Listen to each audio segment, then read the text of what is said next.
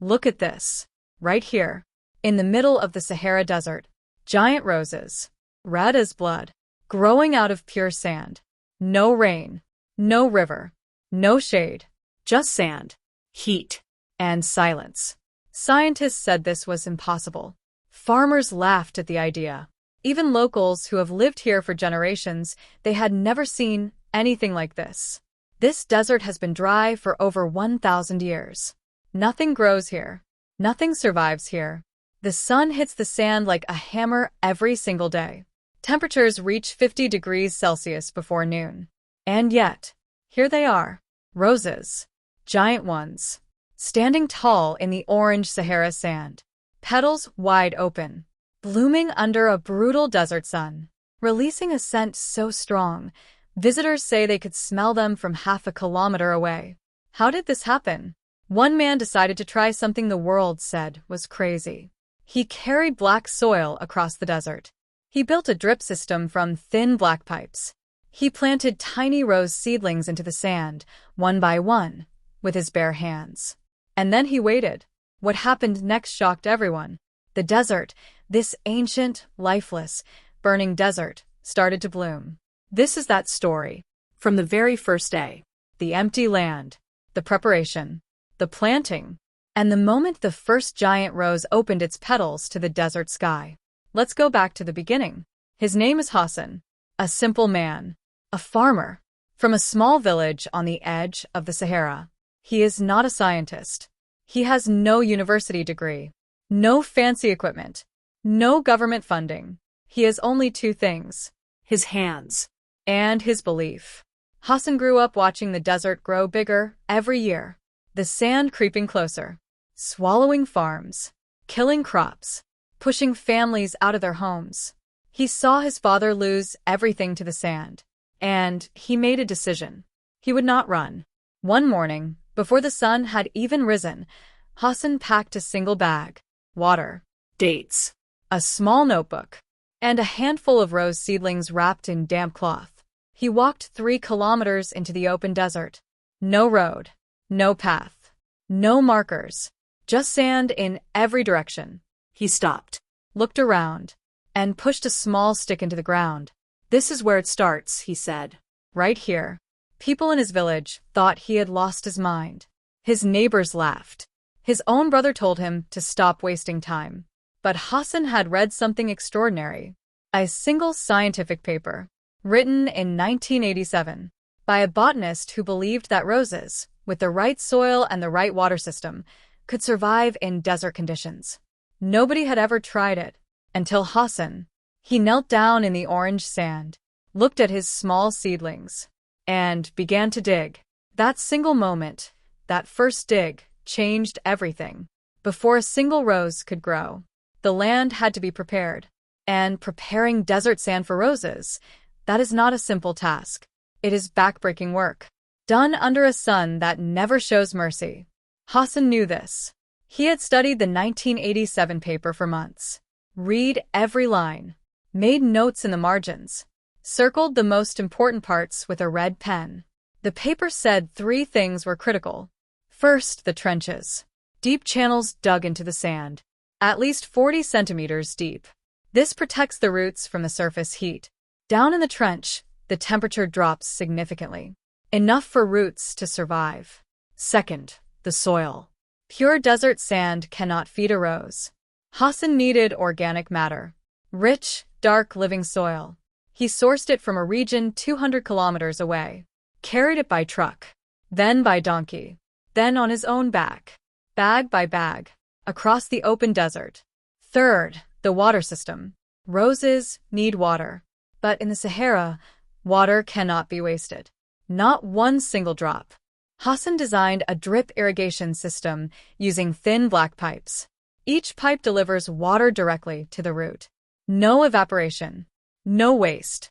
Pure efficiency. It took Hassan 43 days to prepare the land. 43 days of digging, mixing, carrying, laying pipe, alone, in 50-degree heat. His hands bled. His back gave out twice. He lost 4 kilograms in the first 2 weeks alone. But every evening, As the sun dropped below the dunes and the desert turned gold and purple, Hassan would sit beside his trenches. And he would look at what he had built. And he would smile, because he could already see it. The roses. Growing. Right here. In this sand. The trenches were ready. The black soil was in place. The pipes were laid. Now came the moment Hassan had been waiting for. The planting. He woke up before sunrise on day 44. The desert was still dark. Still cool. The stars were fading one by one above the sand dunes. Hassan walked to his small storage tent and carefully opened a wooden crate. Inside, 200 rose seedlings. Each one small, fragile, pale green, no bigger than a human hand. They had been grown in a nursery 600 kilometers away, in a region with real soil, real rain, real shade. Now, they were here, in the Sahara, about to be placed into the most hostile environment on Earth. Hassan picked up the first seedling. He held it for a moment.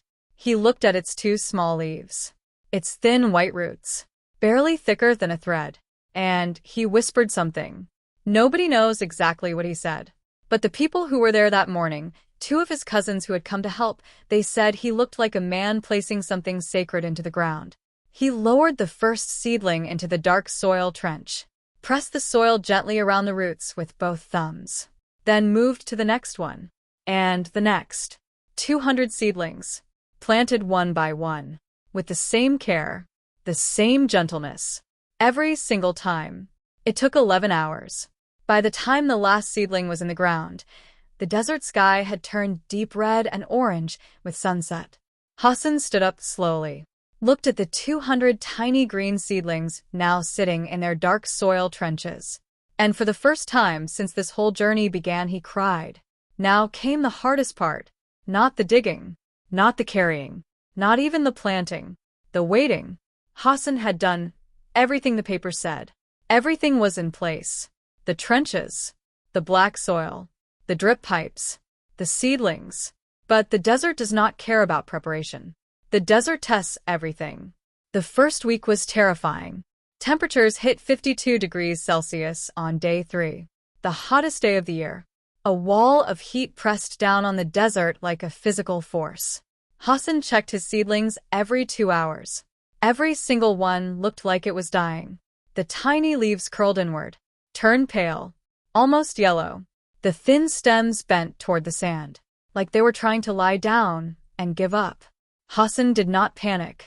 He controlled the drip system, adjusted the water flow, added a thin layer of dry straw over the soil surface to reduce moisture loss. Then he sat down beside the trenches. And he waited. Day 8. No change. Day 12. 2 seedlings died. Hassan removed them carefully, replaced them with 2 fresh ones from his reserve supply. Day 15. Something happened. One seedling, the 7th one in the left row, straightened up. Just slightly. Just a few millimeters. But it was enough. Hassan crawled forward on his hands and knees to look closer. The tiny plant was standing, fighting, reaching upward toward the brutal desert sun that had been trying to kill it. Then he checked the next one, also standing straighter. And the next. And the next.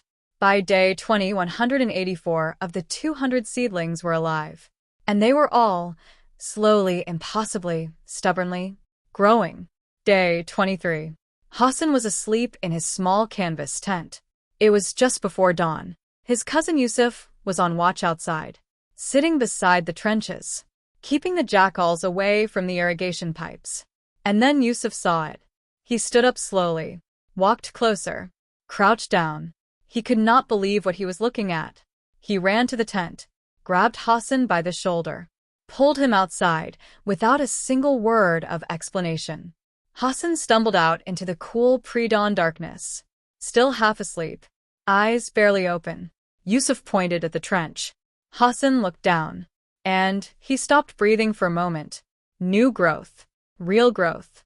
Not just a seedling holding on. Not just surviving. Actually growing. Each plant had pushed out fresh new stems. Bright green. Almost luminous in the pale pre-dawn light. The new stems reached outward, not just upward, spreading sideways across the dark soil surface like tiny green fingers exploring new territory. This was the roses doing what roses do. Spreading, claiming space, deciding that this desert belonged to them now. By day 30, the green coverage had doubled. By day 38, the trenches were no longer visible from above, covered completely by a carpet of living green leaves and stems spreading across the dark soil. And then, on day 41, Hassan saw something that made him drop to his knees in the middle of the desert. On 14 different plants. Small, tight, red buds. The first rose buds in the history of the Sahara Desert, pushing through the green stems, reaching toward the desert sky. The desert was about to bloom. Day 44. Exactly 1 month since the planting. Hassan woke up and walked to the trenches as he did every morning. But this morning was different. He smelled it before he saw it. A scent, soft at first, then stronger, carried on the dry desert wind. The smell of roses. In the Sahara Desert, Hassan stopped walking, closed his eyes, breathed in deeply. He had grown up around flowers. He knew that smell. But here, in this heat, in this sand, under this brutal sun, it made no sense. He opened his eyes and looked at the trench. The first rose had opened. Fully. Completely. Perfectly. Deep crimson red. Petals wide and curved outward like cupped hands offering something precious. The center of the flower was dense and layered, petal after petal folding inward in a perfect spiral. It was enormous. Not the small, delicate roses you see in a shop window. This rose was massive. The bloom was the size of a human fist. Maybe bigger. The desert heat, the very thing everyone said would kill these plants, had done something unexpected. It had made them stronger. The stress of the heat. The fight for survival. The deep root system forced downward by the trenches. All of it had pushed the plants to produce more energy, more color, more size. By evening of day 44, 31 roses had fully bloomed. By day 47, over 100 blooms covered the green carpet, the orange desert sand, the deep green leaves, the vivid crimson blooms. The contrast was so powerful, so visually overwhelming, that Hassan's cousin took a photograph and posted it online. Within 48 hours, it had been seen by 11 million people. The photograph changed everything. Within 72 hours, journalists arrived at the edge of the Sahara. Scientists flew in from 4 different countries. A documentary crew from Europe set up cameras before Hassan had even finished his morning tea. Nobody could believe what they were seeing. A botanist from the University of Cairo, Dr. Miraculous, was one of the first scientists to arrive. She had spent 20 years studying desert plant biology. She had written papers arguing that roses could never survive in true desert conditions. She walked into the rose field, knelt down beside one of the giant blooms, and was completely silent for a long time. Then she looked up at Hassan and said, "How did you know to go 40 centimeters deep with the trenches?" Hassan thought about it. The paper, he said. The 1987 paper. Dr. Khalil stared at him. She knew that paper. She had read it as a student, but she, like everyone else, had dismissed it as theoretical, impossible to apply in real conditions. Hassan had not dismissed it. He had simply tried. The scientists took soil samples, water samples. They measured the root systems, photographed every plant, tested the bloom size against standard rose varieties. The results were extraordinary. The desert roses were producing blooms 42% larger than the same variety grown in optimal greenhouse conditions. The heat stress, the deep roots, the precise drip water delivery. Together, they had created something that should not exist. A super rose, born in the most hostile place on Earth. Dr. Khalil published her findings within 3 weeks. The scientific world did not laugh this time. Day 60. The roses were at their peak.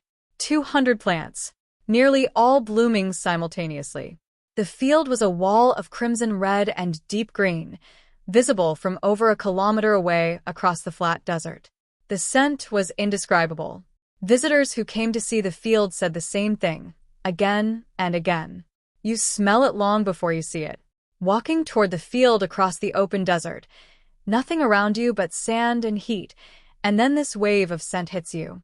Rich, sweet, Almost overwhelming, like walking into a different world.